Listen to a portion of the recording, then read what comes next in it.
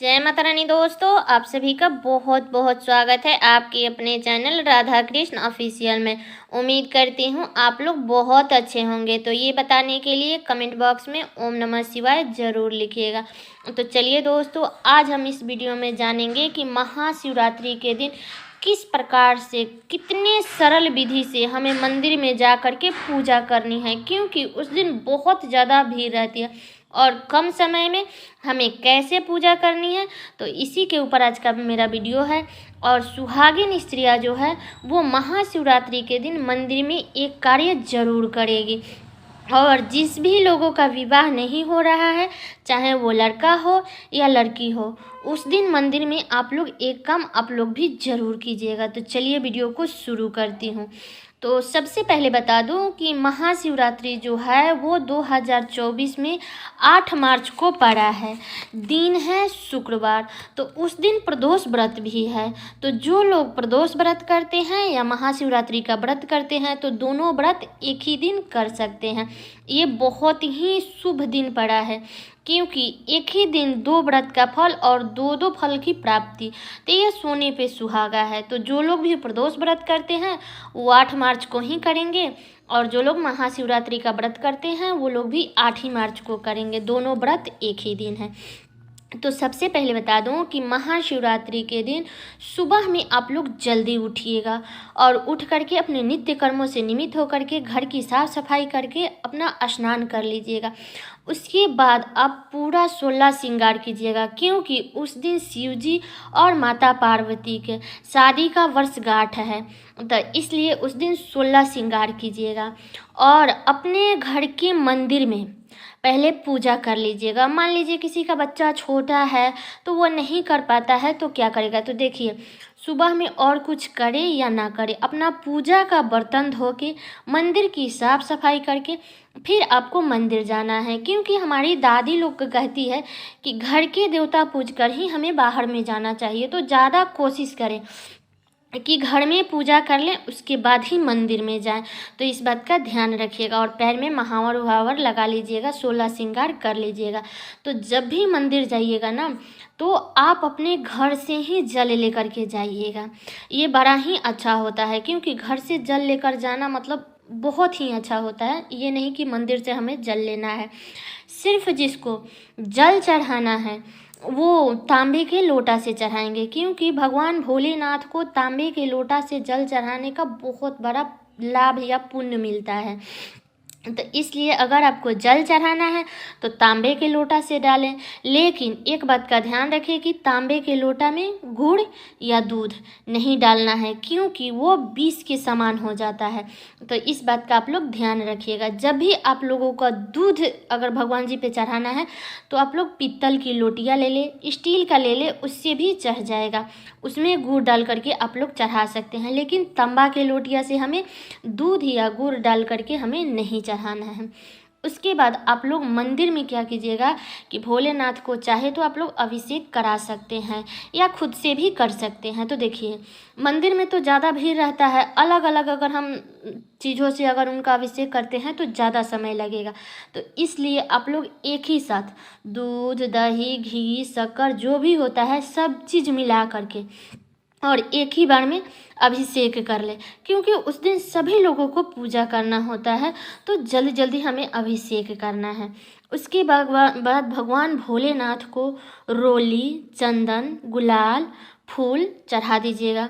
अगर आपके पास में ज़्यादा फूल है तो 2 फूल का माला बना लीजिएगा, एक माता पार्वती के लिए और एक भोलेनाथ के लिए। भोलेनाथ को छुआ करके माता पार्वती के गले में डाल दीजिएगा और पार्वती से छुआ करके भोलेनाथ के गले में डाल दीजिएगा।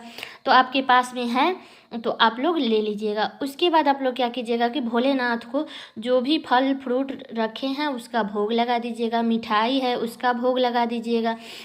और एक बात का ध्यान रखिएगा कि भोलेनाथ की पूजा में कभी भी हमें तुलसी पत्र यूज नहीं करना है, उनके भोग में हमें तुलसी पत्र नहीं डालना है। तो इस बात का आप लोग ध्यान रखिएगा।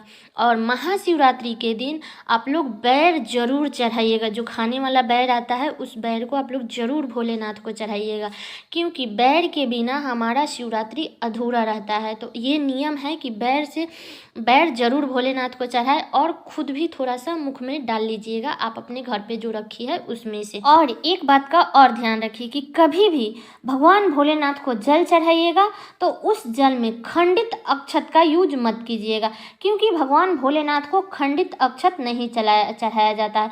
तो जो खड़ा खड़ा चावल आता है वो चढ़ा दीजिएगा, लेकिन खंडित चावल मत चढ़ाइएगा। इस बात का आप लोग ध्यान रखिएगा, पहले से ही चुन करके रख लीजिएगा मंदिर ले जाने। भगवान भोलेनाथ को वस्त्र रूपी कलावा अर्पित कर दीजिएगा, या आपके पास में पीस है तो वो ले जा करके अर्पित कर दीजिएगा। अगर आपके पास में जनेऊ है तो जनेऊ जरूर भगवान भोलेनाथ को चढ़ाइएगा, और भगवान भोलेनाथ को कुछ ना कुछ पैसा आप लोग जरूर चढ़ा दीजिएगा, क्योंकि जो हम लोग सामान खरीदते हैं ना तो उसमें जो भी कमी बेसी रहती है उसके पूर्ति के लिए हमें ज़रूर कुछ ना कुछ दक्षिणा उस पर चढ़ा देना चाहिए। और वहीं पे साथ में माता पार्वती का भी पूजा कर लीजिएगा। तो माता पार्वती को भी आप लोग वस्त्र रूपी कलावा अर्पित कर सकते हैं, या पीस है तो वो भी अर्पित कर सकते हैं। उसके बाद माता पार्वती को आप लोग सिंदूर लगा दीजिएगा, और माता पार्वती को जब सिंदूर लगाइएगा तो वही उंगली लेकर के अपने मांग में कम से कम 3 बार छुआ लीजिएगा। इस बात का ध्यान रखिएगा। और माता पार्वती को भी जो भी फल फ्रूट जो भी लेकर के गई है माता पार्वती को भी भोग लगा दीजिएगा। उसके बाद सुहागिन स्त्रियाँ क्या करेगी कि और कुछ चढ़ाए या ना चढ़ाए, लेकिन माता पार्वती को आप लोग श्रृंगार का सामान ज़रूर चढ़ाइएगा, क्योंकि माता पार्वती और भोलेनाथ का उस दिन शादी का वर्षगांठ है। तो आप लोग श्रृंगार का सामान भी ज़रूर चढ़ाइएगा, और जो श्रृंगार में जो सिंदूर चढ़ाइएगा उस सिंदूर को ला करके आप अपने सिंधोरा में भी रखिएगा और अलग भी रख लीजिएगा, ताकि उसमें से थोड़ा थोड़ा प्रसाद के तौर पे हम लगा सकें, क्योंकि देवी देवता जो होती है ना उसे अखंड सौभाग्य मिला रहता है उनको वरदान। तो इसलिए हम भी अपने अखंड सौभाग्य के लिए प्रार्थना करते हैं, और उस सिंदूर को आप लोग प्रसाद के तौर पे लगा लीजिएगा। और उसके बाद भगवान भोलेनाथ को आप लोग बेलोपत्र भांग धतूरा ज़रूर अर्पित कीजिएगा। और बेलोपत्र जब भी लेकर के जाइएगा तो घर से मतलब कि लेकर के जाइएगा, एक दिन पहले ही तोड़ लीजिएगा, या रास्ते में पड़ता है तो आप लोग तोड़ सकते हैं।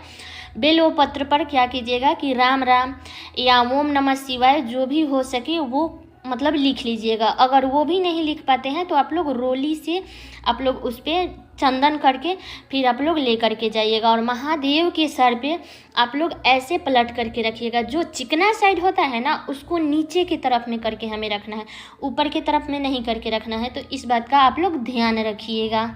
उसके बाद भगवान भोलेनाथ के सामने आप लोग दीपक जरूर जलाइएगा, क्योंकि किसी भी पूजा पाठ में सबसे पहले दीपक जलाया जाता है, क्योंकि जो दीपक होता है ना वो हमारे पूजा का साक्षी होता है। इसलिए किसी भी पूजा पाठ में हमें दीपक जरूर जलाना चाहिए। तो आप लोग चाहे तो घी में भी जला सकते हैं या तिल के तेल में भी जला सकते हैं। तो इस बात का ध्यान रखिएगा। और जब भी भोलेनाथ को आप लोग जल अर्पित कीजिएगा ना तो उसमें से थोड़ा सा जल आप अपने लोटिया हो या गिलास हो कुछ भी लेकर के गए हैं तो उसमें से बचा लीजिएगा, क्योंकि उस जल को खाली हाथ तो एक तो मंदिर से नहीं आते हैं, और उस जल को लाइएगा तो किसी को पीना नहीं है, उस जल को अपने ऊपर छिड़क लीजिएगा, अपने घर में सारी जगह पर छिड़क दीजिएगा। इस बात का ध्यान रखिएगा। उसके बाद जो भी प्रसाद आप अपने हाथ से भोलेनाथ के ऊपर चढ़ा दी है, उनके शिवलिंग के ऊपर चढ़ा दी है, उस प्रसाद को उठा करके आप अपने घर में मत लाइएगा, और ना ही मंदिर में से उठा के अपने बेटे को या पति को मत दीजिएगा, क्योंकि ये अच्छा नहीं होता है। ऐसा माना जाता है कि हमारा मतलब जो बुद्धि होता है वो भी मतलब नष्ट होता है और दरिद्रता का वास होता है। तो आप लोग कभी भी भगवान भोलेनाथ के ऊपर से प्रसाद उठा करके ना लाएं, जो भी चढ़ाए हैं वहीं पे छोड़ दीजिएगा। उसके बाद भगवान भोलेनाथ का आरती कर लीजिएगा, जो भी दिया जलाए हैं उसी से आरती कर लीजिएगा। उसके बाद भगवान भोलेनाथ का आप लोग परछावन कर लीजिएगा, क्योंकि उनका शादी का सालगिरह है। तो जो बिहार से हैं उनको तो पता है, तो परछावन कर लीजिएगा, मुट्ठी बांध करके अपने एक हाथ पे आंचल रख लीजिएगा और ऐसे ऐसे 5 बार हमें परछावन कर लेना है। और साथ में नंदी जी का भी हमें पूजा जरूर करना है, क्योंकि नंदी जी से ही हम जो कुछ भी कहते हैं वो महादेव से जा कर के कहते हैं। तो इसलिए साथ में नंदी जी का भी पूजा जरूर करें। उसके बाद जिसका भी विवाह नहीं हो रहा है वो उस दिन भोलेनाथ और माता पार्वती का शादी के सालगिरह के दिन गठबंधन जरूर करें, क्योंकि भगवान भोलेनाथ और माता पार्वती की कृपा से जिसका भी विवाह नहीं हो रहा है, अगर वो गठबंधन कराता है तो उनकी कृपा से उनका भी गठबंधन जरूर हो जाता है। तो जिसका भी विवाह नहीं हो रहा है, किसी कारणवश रुक जा रहा है, तो इसलिए उस दिन वो लोग गठबंधन मंदिर में जरूर कराएं। और जब भी मंदिर से आइएगा तो आपके घर में जो भी बड़े लोग हैं उनका आशीर्वाद ले लीजिएगा और अपने पति देव का भी आशीर्वाद ले लीजिएगा। अगर पूजा करके गए हैं घर से तब तो ठीक है, नहीं गए हैं तो सबसे पहले घर में पूजा कर लीजिएगा। उसके बाद घर में जो भी बड़ बुजुर्ग हैं उनको प्रणाम कर लीजिएगा और अपने महादेव को जरूर प्रणाम कीजिएगा, क्योंकि अपना महादेव खुश तो वो भी महादेव खुश। क्योंकि भगवान भी कहते हैं कि तुम पहले इंसान में मतलब भगवान को ढूंढो, इसके बाद मुझे देखो। तो इसलिए अपने पति को भी प्रणाम जरूर कीजिएगा। और महाशिवरात्रि के दिन मंगलसूत्र पहने या ना पहने, क्योंकि हमेशा लोग ये छोटा सा जो होता है वो लोग पहन करके रखते हैं, लेकिन कोई भी पूजा पाठ करे तो उसमें मंगलसूत्र जरूर पहने, पायल बिछुआ ये सब आप लोग जरूर। और महाशिवरात्रि के दिन आप लोग अपने सिंदूरा से सिंदूर लगाइएगा, क्योंकि वो सुहाग का व्रत है। महादेव के शादी का जो होता है ना, वो शादी का वर्षगांठ है। तो इसलिए आप लोग अपने सिंदूरा से ही उस दिन सिंदूर लगाइएगा। अगर आपके पास में सिंदूरा नहीं है तो आप लोग जो डिब्बी से यूज करते हैं वो लगा सकते हैं, लेकिन जिसके पास में है वो सिंदूरा से ही सिंदूर लगाएगा। तो सारी बातें क्लियर हो गई। तो उम्मीद करती हूँ आप लोगों के लिए ये वीडियो बहुत ही उपयोगी होगा और ये वीडियो इस वीडियो से आप लोगों को बहुत कुछ सीखने को मिला होगा। तो ये वीडियो मेरा यहीं तक का था। कैसा लगा ये वीडियो आप लोग कमेंट करके जरूर बताइएगा। और चैनल पे नए आए हैं तो सब्सक्राइब कर लीजिएगा, बेल आइकन को प्रेस कर दीजिएगा, जिससे मेरे वीडियो का नए नोटिफिकेशन आप सभी के पास में सबसे पहले पहुंचे। और वीडियो को लाइक कर दीजिएगा, क्योंकि आपकी एक लाइक से मुझे बहुत ही मोटिवेट मिलता है। तो वीडियो को लाइक कर दीजिएगा और वीडियो को शेयर कर दीजिएगा, क्योंकि हर किसी को उतना जानकारी नहीं रहता है, तो वो लोग भी महाशिवरात्रि से संबंधित सारी जानकारियाँ प्राप्त कर सके। तो चलिए दोस्तों, मिलती हूँ अगले वीडियो में किसी नए वीडियो के साथ में। तब तक के लिए नमस्कार।